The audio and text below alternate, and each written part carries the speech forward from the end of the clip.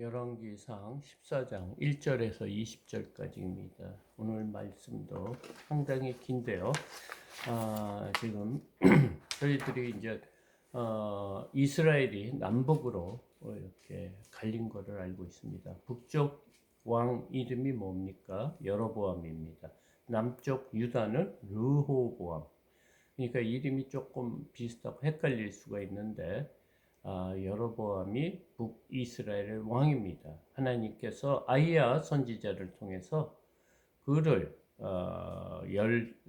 다윗의 집에서 그 백성을 띄어서 그에게 주겠다 하신 말씀대로 여로보암이 왕이 됐는데, 그가 하나님의 말씀 때문에 자기가 왕이 된 것을 잊고 지금 하나님이 제일 싫어하는 하나님 앞에 제사하는 법을 완전히 바꿔놓고 그것을 고치지 않고 있었습니다. 그래서 하나님께서 지금 또 여로보암 집에 또 저주를 내리는 것 같습니다. 1절, 그때 여로보암의 아들 아비야가 병든지라. 그때가 언제입니까? 하나님 앞에 잘못된 제사를 드리고 금송아지를 만들어서 베델과 단에 세워두고 그 신상을 두고 하나님이다 믿고 또 제사장을 레위 사람들을 사용하지 않고 일반 사람들을 그냥 세워놓고 제사장을 시키는 거예요. 그러니까 하나님 앞에 제사하는 방식으로 드리지 않고 자신들이 그냥 생각하는 방법으로 하나님께 예배드리고 분향하는 그런 삶을 산다는 거예요. 그러니까 하나님이 원하시는 방법의 예배가 있습니다. 그 예배대로 하지 않고 자신이 편하고 자신에게 유익이 되는 그런 식으로 지금 이 나라 백성들의 믿음을 잘못되게 인도하기 때문에 하나님께서 하나님의 사람을 보내 그 경고를 했습니다. 그럼에도 불구하고 변하지 않는 것이에요. 그때 여로보암 아들 아비야가 병든지라. 그렇게 하나님의 말씀을 순종하지 않고 우상 섬기듯이 하나님을 섬기는 그런 때 그의 아들 아비야가 병들었다. 그래서 2절, 여로보암이 자기 아내에게 이르되 청하건대 일어나 변장하여 사람들이 그대가 여로보암의 아내임을 알지 못하게 하고 실로로 가라. 거기 선지자 아비야가 있으니 이는 이전에 내가 이 백성이 왕이 될 것을 내게 말한 사람이니라. 지금 여로보암이 아들이 아프니까 급한 거예요. 그래서 자신이 하나님 앞에 기도해야 되는데 기도하지 않고 아내를 변장을 시켰다고 합니다. 그러니까 왕의 부인인 줄 모르게 이렇게 변장을 해서 그 하나님의 사람, 예전에 자기에게 왕이 될 거라고 얘기한 아이야 성지자에게 가라고 말을 하고 있습니다. 3절, 그대의 손에 떡 10개와 과자와 꿀 한 병을 가지고 그에게로 가라. 그가 그대에게 이 아이가 어떻게 될지를 알게 하리라. 지금 하나님 앞에 자신이 기도해야 되는데 이 선지자, 하나님의 선지자에게 보내는 거예요. 그리고 그에게 이제 손에 떡과 과자와 꿀 한 병을 같이 보내는 거예요. 그것으로 자신의 아들이 어떻게 될지를 물어보라, 이런 말을 했습니다. 그러자 4절, 여로보암의 아내가 그대로 하여 일어나 실로로 가서 아이야 집에 이르니 아이야는 나이가 많아 눈이 어두워 보지 못하더라. 이제 세월이 많이 들어서 아이야 선지자 역시 눈이 어두울 정도로 나이가 많이 들었다, 이렇게 말하고 있습니다. 5절, 여호와께서 아이야에게 이르시되 여로보암의 아내가 자기 아들이 병들었으므로 내게 물으러 오나니 너는 이러이러하게 대답하라. 그가 들어올 때 다른 사람인 채 함이라. 벌써 하나님은 이 모든 사실을 다 알고 아이야 선지자에게 알려준 것입니다. 그러니까 우리가 보이지 않는 하나님이라고 우리 마음대로 생각해서는 안 된다는 거예요. 더욱 정말 하나님은 우리의 중심, 우리의 속 깊은 마음까지 한다는 거예요. 우리가 왜 하나님을 믿는지, 왜 내가 봉사를 하고 하나님 앞에 이렇게 열심으로 나오는지 그 목적과 의도를 아신다는 거예요. 6절 그가 문으로 들어올 때 아이야가 그 발소리를 듣고 말하되 여로보암의 아내여 들어오라. 내가 어찌하여 다른 사람이 있지 않느냐. 내가 명령을 받아 흉한 일을 내게 전하리라. 벌써 그 아내가 들어올 때 아이야 선지자는 그 부인한테 그 왕의 부인한테 얘기를 한 거예요. 너희가 어떻게 나를 속이고 다른 사람이 있지 하면서 들어오느냐? 나는 벌써 하나님으로부터 명령을 받아 너희에게 흉한 일, 좋은 일이 아니고 저주 같은 거, 아주 나쁜 일을 너에게 전할 것이다. 이렇게 말하고 있습니다. 7절 가서 요람에게 말하라. 이스라엘의 하나님 여호와의 말씀이 내가 너를 백성 중에서 들어 내 백성 이스라엘의 주권자가 되게 하고 나라를 다윗의 집에서 찢어내어 내게 주었거늘 너는 내 종 다윗이 내 명령을 지켜 전심으로 나를 따르며 나보기에 정직한 일만 행하였음과 같지 아니하고 내 이전 사람들보다도 더 악을 행하고 가서 너를 위하여 다른 신을 만들어 우상을 만들어 나를 노엽게 하고 나를 내 등 뒤에 버렸도다. 지금 하나님께서 여로보암의 죄를 지금 아이야 선지자를 통해서 말하고 있는 거예요. 여로보암에게 말하라는 거예요. 아내에게 말하면서 너는 이스라엘 여호와의 말씀을 지키지 않았다는 거예요. 내가 너를 들어 다윗의 집에 있는 그러니까 다윗의 그 종족 나라에서 10종족을 뜯어서 너에게 줬는데 너는 왕이 돼서 내 말을 다윗처럼 지키지 않고 따르지 않고 네가 좋고 너가 편하고 너에게 유익한 그런 우상을 다른 신을 만들어 그냥 황금 송아지 두 개를 만들어서 베델과 단 거기에서 가서 하나님 앞에 제사 드리고 분향하라 이런 악한 죄를 지었다는 거예요. 하나님 앞에 가장 큰 죄가 뭡니까? 하나님 이에 다른 신을 섬기는 것입니다. 우상을 섬기는 것입니다. 이 우상이라는 것은 내가 하나님보다 더 좋아하는 것을 우상이라고 생각합니다. 그러니까 우리에게 우상이 예전처럼 이 아세라 목상을 세워놓고 바알신을 섬기는 것 같이 하나님보다 명예를 사랑하고 돈을 사랑하고 권력을 사랑하고 또 자녀를 사랑하고 자신이 원하는 정욕을 사랑하는 것이 지금 우상이라 이렇게 말하는 것과 같습니다. 그리고 어떻게 얘기하냐면 이 죄가 지금 어떤 왕보다 악을 행했다 이렇게 말하고 있어요. 그러니까 다윗의 이스라엘 역사 가운데 선하고 좋은 일을 했을 때는 다윗을 비유합니다.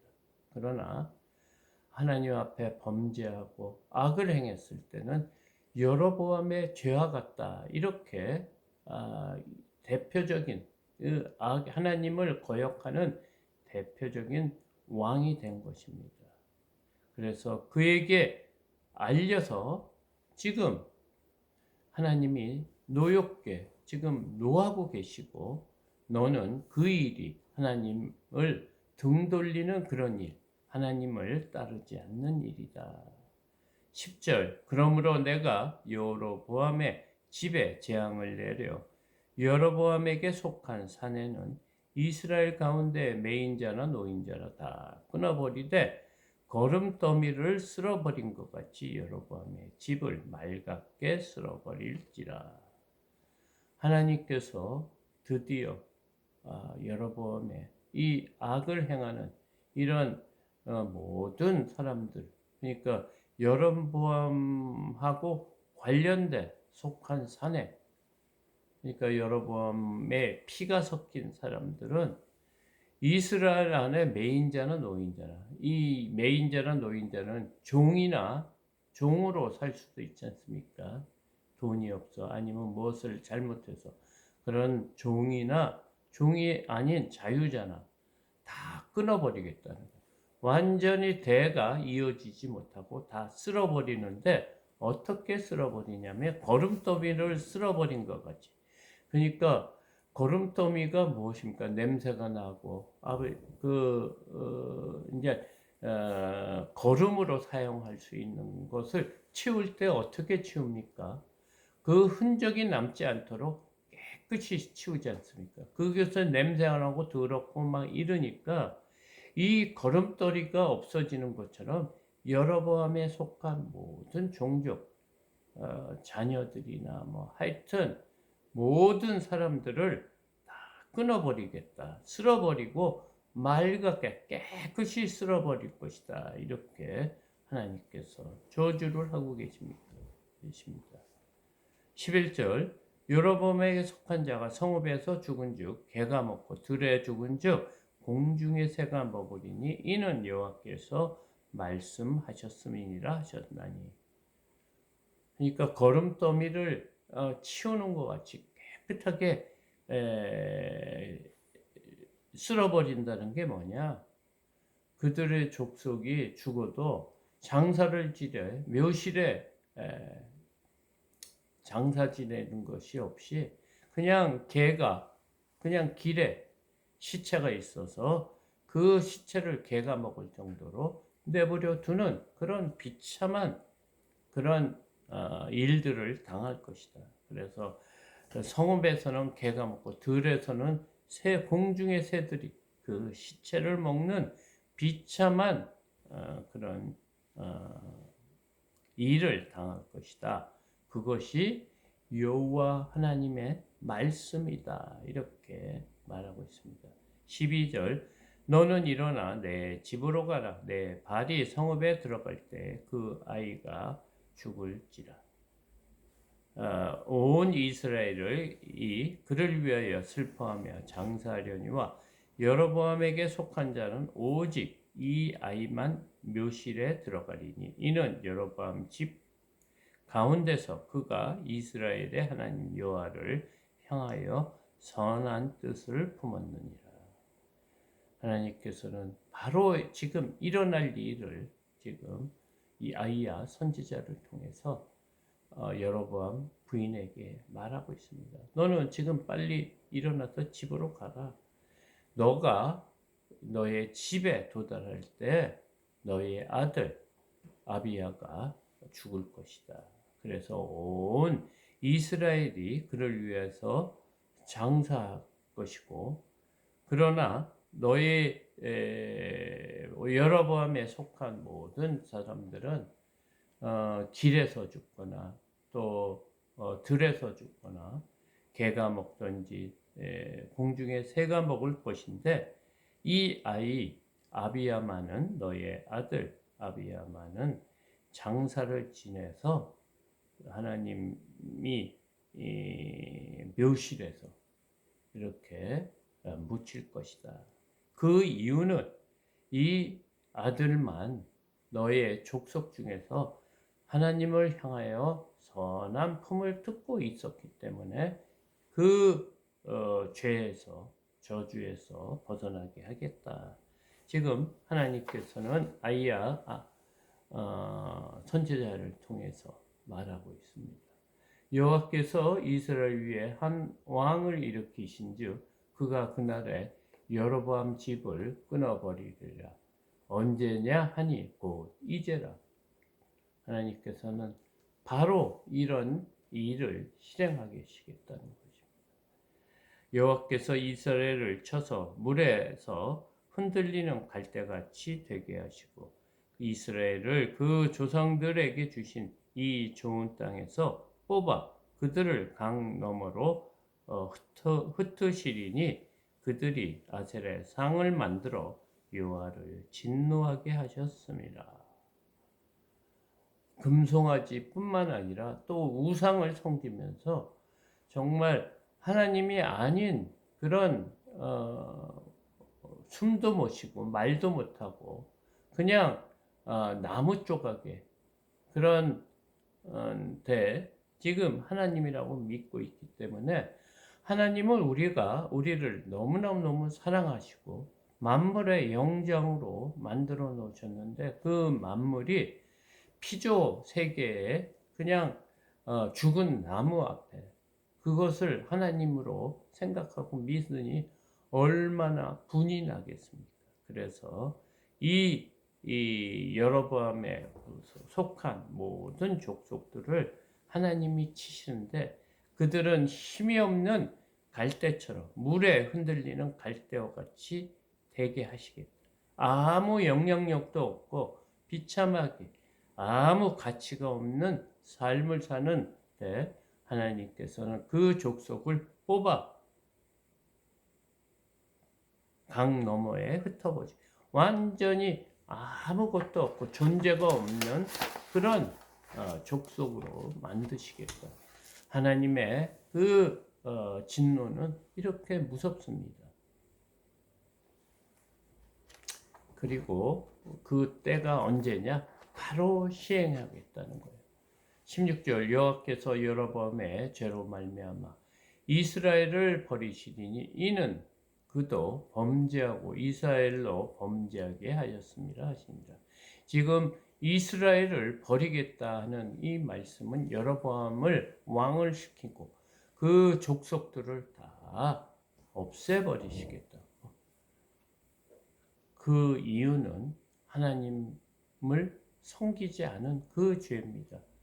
가장 큰 죄, 하나님이 아닌 악한 정말 우리의 미련하고 하나님께서 우리가 이 우주 만물을 다스리는 그런 축복을 줬는데 그들을 섬기는 그것을 보고 하나님이 진노하지 않을 수가 없는 것입니다.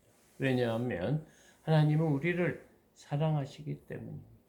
17절 여로보암의 아내가 일어나